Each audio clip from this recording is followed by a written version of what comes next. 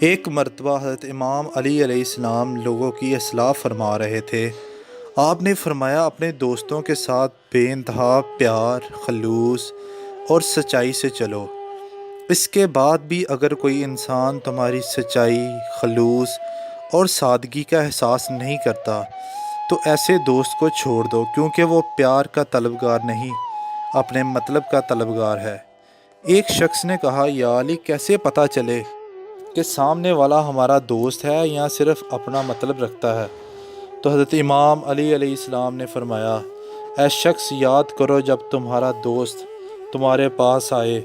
یا تمہیں یاد کرے تو اس وقت اگر وہ تمہاری زندگی کے بارے میں پوچھے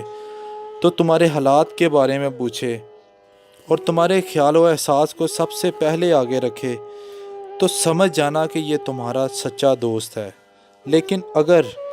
جب بھی تمہارے پاس آتا ہو یا بات کرتا ہو، اس کا کوئی کام ہو یا اس کا کوئی مطلب ہو یا اسے کوئی ضرورت ہو تو 7 مرتبہ ان چیزوں کو آپ نوٹ کرنا، تو اس کے بعد بھی وہ اگر ایسا ہی رہے تو سمجھ جانا وہ آپ کا دوست نہیں، صرف وہ اپنا مطلب اور ضرورت کو دوست رکھتا ہے۔